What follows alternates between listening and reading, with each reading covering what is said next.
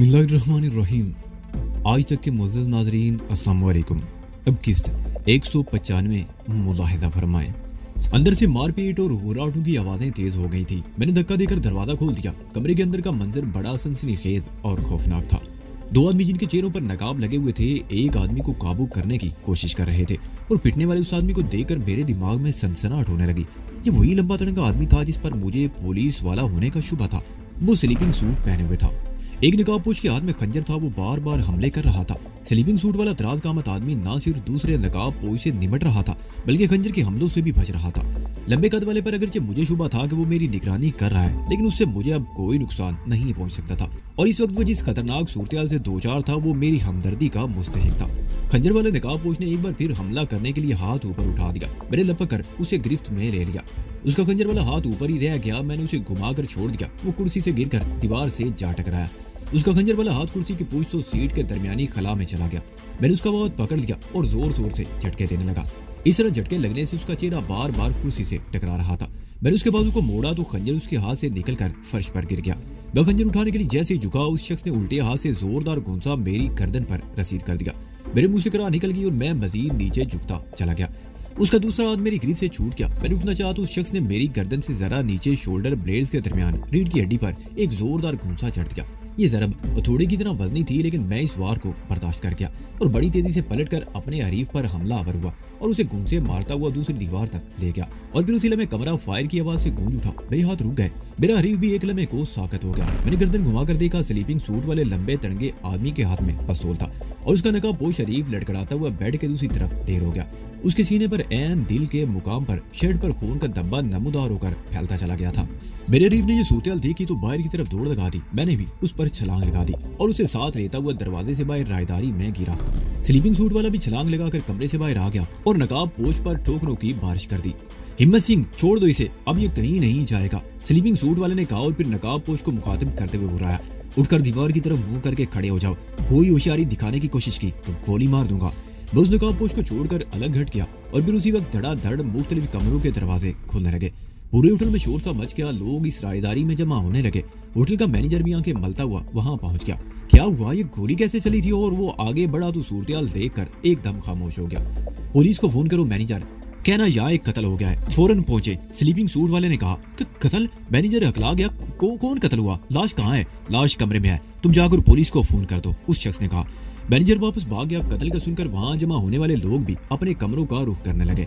Sleeping suit वाले ने नकाबपोश की तलाशी ली और उसे धकेलता हुआ कमरे में ले गया। हिम्मत सिंह, इसका नकाब उतार दो और इसके हाथ पुश्त पर बांध दो, वो शख्स बोला। मैंने एक अदना गुलाम की तरह उसके हुक्म की तामील की। उसके चेहरे पर वो नकाब दरअसल एक मोजा था। मैंने एक झटके से मोजा उसके सर पर से खींच लिया और उसके हाथ पुश्त पर बांध दिया। दीवार के साथ बैठ जाओ और हिलने की कोशिश मत करना, वरना गोली मार दूंगा, स्लीपिंग सूट वाले ने उसे जोरदार ठोकर मारते हुए कहा और वो चीखता हुआ दीवार के करीब जमीन पर बैठ गया। उसके चेहरे पर खौफ के साए रक्स करने लगे थे। तुम्हारा शुक्रिया अदा करने के लिए मेरे पास अल्फाज नहीं है हिम्मत सिंह, स्लीपिंग सूट वाला मेरी तरफ देखते हुए बोला। अगर तुम बर वक्त ना पहुंच जाते तो ये लोग मुझे कत्ल कर देते। तो तुम्हें मेरा नाम कैसे मालूम हुआ? मैंने पूछा। तुम शायद भूल गए हो कि मैं तुम लोगों के साथ बस में सफर कर चुका हूँ, उसने मुस्कुराते हुए जवाब दिया। तुम्हारी पत्नी ने तुम्हें कई बार इस नाम से मुखातिब किया था। ये नाम मेरे लिए गैर मामूली था, इसलिए मुझे याद रहा। वैसे तुम्हारी पत्नी वो कमरे में है और मैंने दरवाजे को बाहर से कुंडा लगा दिया था, मैंने उसकी बात काटते हुए जवाब दिया।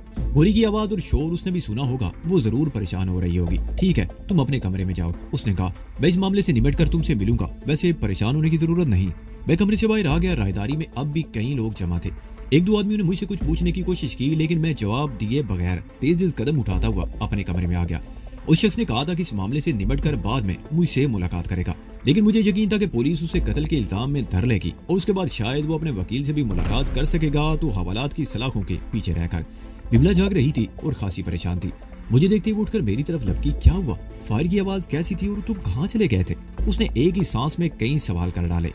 दो नकाबपोश ने उस शख्स को कत्ल करने की कोशिश की थी जिस पर हमें शुबा था, मैंने जवाब दिया। क्या? बिमला उछल पड़ी। इस होटल में वो इस वक्त यहाँ क्या कर रहा था? वो इस होटल में ठहरा हुआ है, मैंने कहा। हम तो 3 बजे अपने कमरे में बंद होकर सो गए थे और रात 8 बजे बेरे ने हमें जगाया। फिर हम बाहर चले गए। उस इस रेस्टोरेंट में भी देखा जहाँ हमने खाना खाया था और फिर उस होटल के इस्तकबालिया काउंटर पर भी। अगर हम 5 घंटे सोकर वक्त जाया ना करते तो हमें पता चल जाता कि वो भी इसी होटल में ठहरा हुआ है। बहरहाल बेगलमे को खामोश हुआ, फिर उसे उस वाक़े की तफसील बताने लगा। अगर तुम्हें कुछ हो जाता तो? बिमला मेरे खामोश होने पर बोली। क्यों गए थे मुझे छोड़ के? तजस्सुस के हाथों मजबूर होकर मैंने मुस्कुराते हुए जवाब दिया, मेरा किसी मामले में मुदाखलत का कोई इरादा नहीं था, लेकिन एक खतरनाक सूरत-ए-हाल देखकर अपने आप को रोक भी नहीं सका। हमारी बातें जारी थी। होटल में लोगों के आने जाने की आवाजें भी सुनाई दे रही थी। अभी आधा घंटा भी नहीं गुजरा था कि पुलिस आ गई। मैं भी बिमला को दरवाजा अंदर से बंद कर लेने की हदायत करता हुआ कमरे से निकलकर उस कमरे की तरफ चल पड़ा।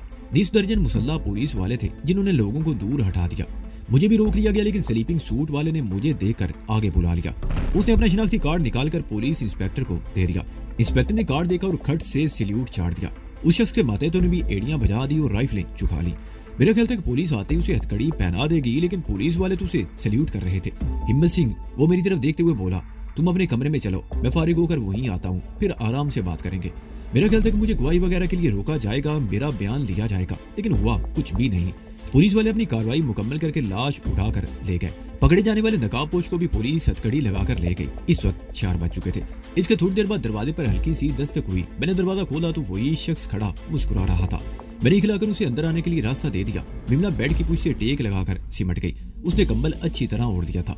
मैं उसके करीबी बेड पर बैठ गया और उस शख्स को बैठने के लिए कुर्सी पेश कर दी।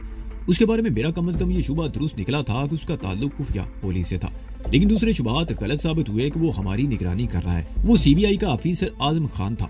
उसका ओहदा अगरचे इंस्पेक्टर का था, लेकिन ऑफिसर ऑन स्पेशल ड्यूटीज होने की वजह से उसे बेपनाह इख्तियारात थे, और यही वजह थी कि उसका कार्ड देकर हम रुतबा इंस्पेक्टर उसे सैल्यूट करने पर मजबूर हो गया था।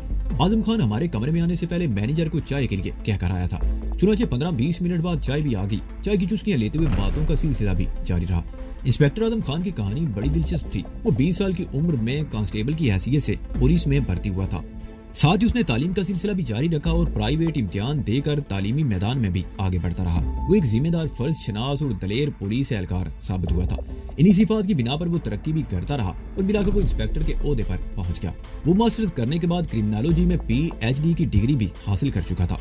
वो जराइम पेशा अफराद की नफ्सियात से खूब वाकिफ था और मुश्किल से मुश्किल केस को हल कर देने में उसे मलके हासिल था। उसे 3 मरतबा इंस्पेक्टर से ऊपर के ओहदे पर तरक्की दी गई, लेकिन उसने हर मरतबा ये तरक्की कबूल करने से इनकार कर दिया। उसका मौकफ था कि वो दफ्तर में बैठकर कोई काम नहीं कर सकेगा, उसकी सलाहियतों को जंग लग जाएगा। आजम खान को CBI में भेज दिया गया और OSD बनाकर उसके इख्तियारात में इजाफा कर दिया गया। उसने अपनी जानत और दरियाई के बलबूते पर कई अहम तरीन केस हासिल किए थे। CBI में खिदमात अंजाम देते हुए उसका वास्ता ऐसे सियासतदानों से भी पड़ा था जो करप्शन की दलदल में फंसे हुए थे। उसे धमकियां भी दी गई, सियासी दबाव भी डाला गया, लेकिन वो ना तो धमकियों से मरूब हुआ और ना ही किसी दबाव में आया। मुल्क के जिस हिस्से में उसकी जरूरत होती उसे वहां भेज दिया जाता और वो हमेशा ही सुरखरू होता। कुछ अर्सा पहले हुकूमत को अपने खुफिया जराए से इतला मिली कि काठमांडू में एक ऐसे जराइम पेशा गिरोह की सरगर्मियां बढ़ रही हैं जो नेपाल में सियासी इंतशार पैदा करके हिंदुस्तान और नेपाल के ताल्लुकात में बिगाड़ पैदा करना चाहता है। उस गिरोह को हांगकांग की खौफनाक माफिया तंजीम तरियाड़ की हिमायत भी हासिल है। तरियाड़ की तंजीम दरअसल नेपाल के बाद इलाकों में अफीम की काश्त पर कंट्रोल हासिल करना चाहती थी। इस जराइम पेशा गिरोह का मंसूबा ये था कि अफरा तफरी पैदा करके दोनों मुल्कों के ताल्लुकात में बिगाड़ पैदा किया जाए। इस तरह उन लोगों को यहाँ कदम जमाने का मौका मिल जाएगा।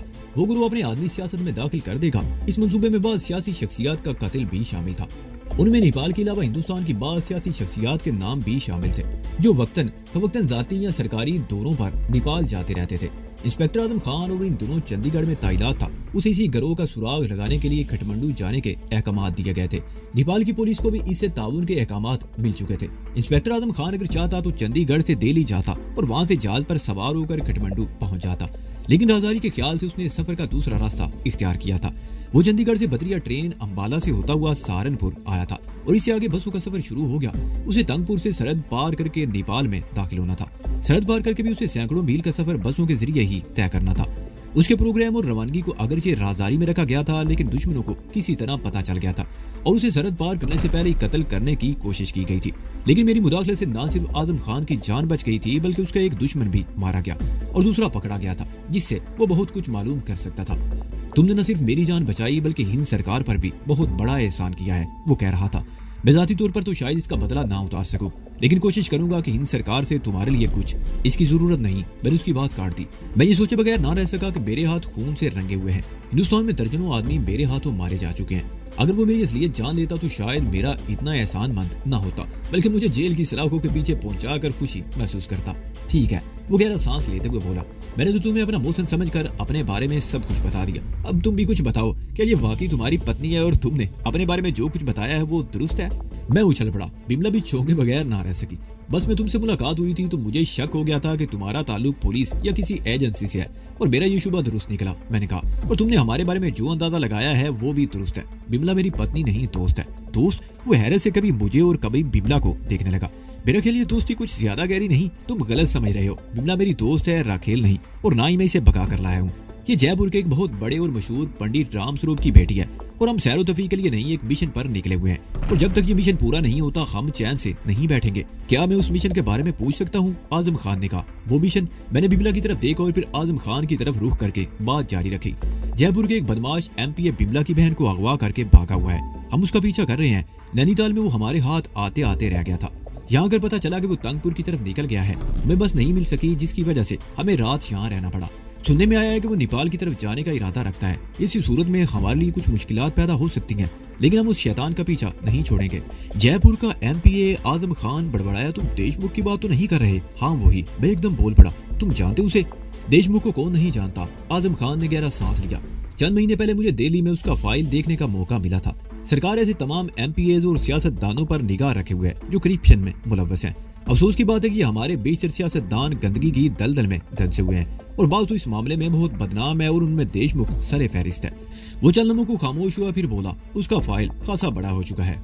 चंद महीने पहले किसी औरत के हवाले से उसका एक और स्कैंडल सामने आया था। वो कोई दौलतमंद बेवा है जिसके प्लाट और दूसरी जायदाद पर कब्जा करने के लिए ये उससे जबरदस्ती शादी करना चाहता था। सरकार उसके खिलाफ कोई कार्रवाई करने वाली और मेरा ख्याल ये केस इंस्पेक्टर घोसले को दिया जाने वाला था। ये दौलतमंद बेवा वही है जिसे वो रशी केस से अगवा करके ले गया है, यानी बिमला की दीदी। मैंने कहा। मेरी इस इंकशाफ पर वो चौंके बगैर ना रह सका। मैंने उसे शुबा के बारे में वो सब कुछ बता दिया जो जरूरी समझा। इसमें कुछ मुबालगा और झूठ भी शामिल था, लेकिन इंस्पेक्टर आजम खान एक गाग आदमी था। वो इस केस के बारे में बहुत कुछ जानता था और उसने मेरे एक झूठ पकड़ दिया। तुमने बताया था कि बिमला पंडित राम स्वरूप की बेटी है। वो बोला, इस तरह ये शुबा की बहन तो नहीं हुई, इसकी तो मुझे शुबा दीदी ने ही पाला है। मुझे पहले बिमला बोल पड़ी। शुबा दीदी की कोई औलाद नहीं, वो मुझे अपने पास ले गई थी। वो मुझे अपनी सगी बहनों की तरह मानती थी। मैं भी उसे बहुत मानती हूँ। वो शैतान अगर उसे नेपाल की तरफ ले गया तो तुम फिक्र मत करो। आजम खान ने उसकी बात काट दी। अगर उसने नेपाल का रुख किया तो सीधा काठमांडू जाएगा और मैं जानता हूँ काठमांडू में वो कहाँ मिलेगा। लेकिन हम काठमांडू कैसे जा सकेंगे? हमारे पास तो मैं हूँ ना। इंस्पेक्टर खान ने मेरी बात काट दी। मैं तुम लोगों को साथ लेकर जाऊंगा। तुमने मेरी जिंदगी बचाकर मुझ पर जो एहसान किया है उसका बदला तो नहीं चुका सकता, लेकिन इस मामले में तुम्हारी थोड़ी बहुत मदद कर सकता हूँ और तुम्हारे किसी काम आकर मुझे खुशी होगी। अभी हम बातें कर रहे थे कि दरवाजे पर दस्तक उभरी। इस वक्त सुबह के 5 बज रहे थे। मैंने उठकर दरवाजा खोला तो सामने एक पुलिस कांस्टेबल को देखकर चौंक गया। खान साहब को मिलने का हूँ, कांस्टेबल ने कहा। मैंने दरवाजा खोल दिया। कांस्टेबल ने अंदर दाखिल होकर इंस्पेक्टर आजम को सैल्यूट किया। क्या बात है कांस्टेबल, कैसे आए हो? उसने कुछ बताया? आजम खान ने पूछा। उसने आत्महत्या कर ली सरकार, कांस्टेबल ने जवाब दिया। क्या? आजम खान एकदम उछल पड़ा। उसके पास कोई जहरीला कैप्सूल था सर, जिसे उसने निगल लिया। उसको बचाने का बहुत कोशिश किया, डॉक्टर को बुलाया मगर वो मर गया, कांस्टेबल ने बताया। तुम लोग आराम करो, मैं आता हूँ, वो मेरी तरफ देखते हुए बोला। मुझे इससे कुछ मालूम करने की तवक्को थी लेकिन बहुत गड़बड़ होगी। बहरहाल मैं आता हूँ थोड़ी देर में और हम आज किसी वक्त तंगपुर रवाना हो जाएंगे। पहली बस 8 बजे रवाना होती है यहाँ से। मैंने उसे याद दिलाया। इसकी तुम फिक्र मत करो, मैं बंदोबस्त कर लूंगा। वो ये कहते हुए बाहर निकल गया। कांस्टेबल ने मुड़कर बिमला की तरफ देखा और तेजी से बाहर चला गया। मैंने दरवाजा बंद कर दिया और बिमला के करीब पलंग पर लेट गया। रात भर कुर्सी पर बैठ रहने से मैं थक गया था और कुछ देर लेट कर कमर सीधी कर लेना चाहता था। बिमला भी लेट गई और कंबल ऊपर खींच लिया। हम कुछ देर तक इंस्पेक्टर आजम खान के बारे में बातें करते रहे और फिर मेरी आंखें बंद होने लगी। दरवाजे पर दस्तक की आवाज से मेरी आंख खुल गई। बिमला भी जाग गई थी। मैंने उठकर दरवाजा खोल दिया। वो वही पुलिस कांस्टेबल था। खान साहब बोला, आप लोग तैयार हो जाओ, 1 घंटे बाद यहाँ से जाने का है। उसने मेरे कंधे के ऊपर से कमरे में झांकने की कोशिश करते हुए कहा, ठीक है हम तैयार रहेंगे। मैंने धड़ से दरवाजा बंद कर दिया। इस वक्त 9 बज रहे थे। 8 बजे वाली बस तो निकल चुकी थी, लेकिन इंस्पेक्टर आजम खान ने कुछ तो इंतजाम किया होगा। हमने आधे घंटे में तैयारी मुकम्मल कर ली। कुछ वक्त नाश्ते में लगा। मैंने होटल का बिल भी चुका दिया। हम इंस्पेक्टर आजम खान का इंतजार करने लगे। 10:15 बजे के करीब होटल के एक मुलाजिम ने आकर बताया, हमें लेने के लिए पुलिस की जीप आ चुकी है। हम अपने कंबल और थैला उठाकर बाहर आ गए। वो पुलिस की खुली जीप थी। स्टीयरिंग के सामने मुकामी पुलिस का वही इंस्पेक्टर बैठा हुआ था। उसके साथ वाली सीट पर आजम खान बैठा हुआ था। उसने वही कल वाला सफारी सूट पहन रखा था। आंखें सुर्ख थी। हमने तो 3-4 घंटे आराम कर लिया था, लेकिन लगता था कि खान को एक लम्हे के लिए भी आंखें बंद करने का मौका नहीं मिला। पीछे वाली सीटें आमने सामने थी। एक सीट पर 2 कांस्टेबल ऑटोमेटिक राइफलें संभाले बैठे थे।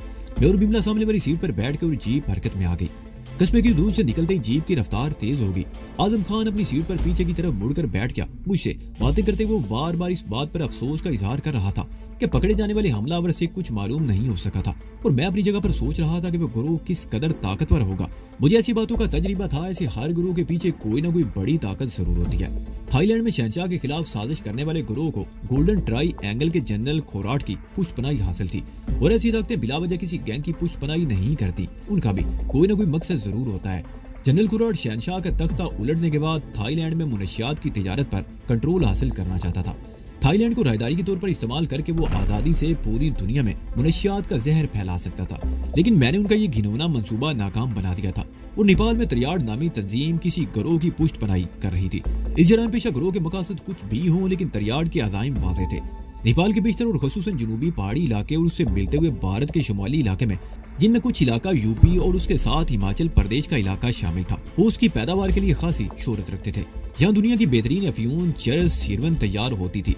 नेपाल के अलावा इन तीनों इलाकों की सरहदें तिब्बत और चीन से भी मिलती थी और त्रियाड इन्हीं इलाकों पर कंट्रोल हासिल करना चाहता था और इसलिए नेपाल में अफरा तफरी फैलाने के लिए इस गिरोह की पुष्टपनाही कर रहा था। इस जैसी तंजीमें बेपनाह वसाइल की मालिक होती हैं।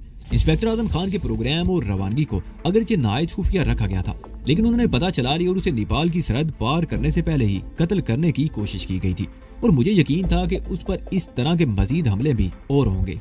ये सब सियासी खेल थे, कोई दौलत समेटने के चक्कर में था, कोई अपने गिर्द ताकत जमा करना चाहता था और कोई ताकत के बलबूते पर अपने मुल्क की सरहदों को फैलाने के चक्कर में था। मुझे सियासत से कोई दिलचस्पी नहीं थी, लेकिन अपने इर्द गिर्द के हालात से आंखें भी बंद नहीं रख सकता था। मैं कई महीनों से हिंदुस्तान में था और यहाँ की सियासत और यहाँ के हालात से बड़ी हद तक वाकिफ हो चुका था। यहाँ रहते हुए ये बात मैंने जानी थी कि हिंदुस्तान के हुक्मरान शुरू ही से अपने मुल्क की सरहदों को वुसअत देने की कोशिश में थे और वो इन कोशिशों में बतदरीज कामयाबियां हासिल करते रहे थे और उनकी ये घिनौनी कोशिशें अब भी जारी थी। इन्होंने ताकत के बलबूते पर गोवा की आजाद रियासत पर कब्जा किया, सिक्किम और भूटान पर बजोरे ताकत तसल्लुत जमाया। एक तरफ आसाम और दूसरी तरफ कश्मीर में निस्फ सदी से लड़ाई जारी थी। इन दोनों खितों के बाशिंदे हिंदुस्तान के लिए लोहे का चना साबित हुए थे। एक तरफ नेपाल था, यहाँ हिंद सरकार की पॉलिसी मुख्तलिफ थी, यहाँ दोस्ती की आड़ में पैर फैलाए जा रहे थे। जिंदगी के हर शोबे में हिंदुस्तान का अमले दखल बढ़ रहा था। मईशत पर तो भारत के हिंदू मुकम्मल तौर पर काबज हो चुके थे। नेपाली अवाम भारतीय हुक्मरानों की इस घिनौनी साजिश से भी आगाह हो चुके थे, उनमें बेदारी पैदा हो रही थी। नेपाल के मुख्तलिफ शहरों में भारत के खिलाफ मुजाहरे होते रहते थे और जहाँ तक मेरा ख्याल था इस वक्त भी कोई ऐसी ही सूरत हाल मौजूद थी। मुमकिन है कोई नेपाली तंजीम खुलकर सामने आ गई हो, भारत को इससे खतरा महसूस हुआ और उसे जराइम पेशा गिरोह का नाम देकर उसकी सरकोबी का फैसला कर लिया। बहरहाल सूरत कुछ भी हो, मुझे इससे कोई गरज न थी। मुझे तो देशमुख की तलाश थी और इत्तफाक से आजम खान से मुलाकात हो गई, जो इस सिलसिले में हमारी मदद करने को तैयार हो गया। मुझे किसी और मामले में दखल देने की जरूरत नहीं थी। काठगोदाम से तकरीबन 20 किलोमीटर आगे चोर गलिया नामी एक छोटी सी बस्ती थी। ये बस्ती हाईवे के दोनों तरफ फैली हुई थी। सड़क के किनारे पर दुकानें और कई छोटे छोटे होटल थे, जिनके सामने खुली जगहों पर भी मेजें और कुर्सियां बिछी हुई थी। इंस्पेक्टर ने जीप एक होटल के सामने रोक ली। ये बस्ती काठगोदाम थाने की हुदूद में थी और इंस्पेक्टर उस तरफ के दौरे करता रहता था। जीप रुकते ही होटल का मालिक दौड़कर वहां पहुंच गया। तन बाग हमारे, वो प्रणाम करते हुए बोला। उसके लहजे में खुशामद की झलक नुमाया थी। पधारिए सरकार, भोजन होगा या चाय या ठंडा चलेगा। वो कंधे पर पड़ा हुआ पटका उतार कर एक मेज और कुर्सियां साफ करने लगा। चाय पिलाओ रघु, सिर्फ चाय, और जल्दी करो, हमारे पास वक्त नहीं, हमें आगे जाना है, इंस्पेक्टर ने कहा। अभी हाजिर करता हूँ सरकार, रघु ने जवाब दिया। हम कुर्सियों पर बैठ गए जबकि दोनों कांस्टेबल जीप के करीब ही खड़े हो गए। 10 मिनट बाद रघु खुद चाय लेकर आ गया। 2 प्लेटों में केक, पेस्ट्री और बिस्किट वगैरह भी थे। इंस्पेक्टर ने कांस्टेबलों को बुलाकर चाय के 2 कप और 1 प्लेट उनके हवाले कर दी। मैंने चाय का 1 कप बिमला की तरफ बढ़ा दिया और दूसरा खुद उठा लिया। हम अभी चाय पी रहे थे कि हमारी मेज के गिर्द लोगों का हुजूम सा लग गया। ऐसी छोटी बस्तियों में थानेदार को राजा से कम नहीं समझा जाता। लोग अपनी फरियादें लेकर जमा हो रहे थे। मैंने चाय का आखिरी घूंट लेते ही बिमला को इशारा किया और कुर्सी से उठ गया। मुझे लगता था यहाँ कम से कम आधा पौन घंटा जरूर लग जाएगा और मैं इसी दौरान कुछ मालूमात हासिल कर लेना चाहता था। मेरी मेहनत रायगां नहीं गई। एक होटल से पता चल गया कि कल यहाँ से सुर्ख रंग की एक मोटर गुजरी थी, जिसमें एक बीमार औरत और 2 आदमी थे। उन्होंने इसी होटल पर रुककर चाय पी थी। होटल के मालिक और मुलाजिम ने उस बीमार औरत और उन दोनों आदमियों का जो हुलिया बताया, उससे तस्दीक हो गई कि वो शोभा और देशमुख ही थे। खिलाफ को 15-20 मिनट बाद इंस्पेक्टर जीप में बैठ गया और फिर हमारे बैठते ही जीप हरकत में आ गई। चंद मील तक मैदानी इलाका था। पहाड़ियां बहुत दूर थी, लेकिन कुछ और फासला तय होने के बाद हम एक बार फिर पहाड़ियों में दाखिल हो गए। सड़क इन पहाड़ियों में बल खाती हुई जा रही थी। अचानक एक जोरदार धमाका हुआ और जीप लहरा गई। उसके साथ ही फजा तड़तड़ाहट की आवाज से गूंज उठी। बाईं तरफ की पहाड़ी से जीप पर फायरिंग की जा रही थी। एक गोली ने जीप के आगे का एक टायर ब्रेस्ट कर दिया और दूसरी गोली मेरे और बिमला के दरमियान से गुजरती हुई सामने वाली सीट पर बैठे हुए एक कांस्टेबल के बाएं बाजू पर लगी। वो कांस्टेबल चीखता हुआ उछल पड़ा। इंस्पेक्टर ने बड़ी जानत का सबूत देते हुए जीप को सड़क से उतारकर एक चट्टान के करीब रोक लिया। बिमला बुरी तरह चीख रही थी। मैंने उसका हाथ पकड़कर छलांग लगा दी और जीप और चट्टान के दरमियान दुबक कर बैठ गया। आजम खान, इंस्पेक्टर और दोनों कांस्टेबल भी छलांग लगाकर जीप से उतर गए थे। बाजू जख्मी होने के बावजूद उस कांस्टेबल ने राइफल संभाल रखी थी। वो सामने पहाड़ी पर इंस्पेक्टर चीखा।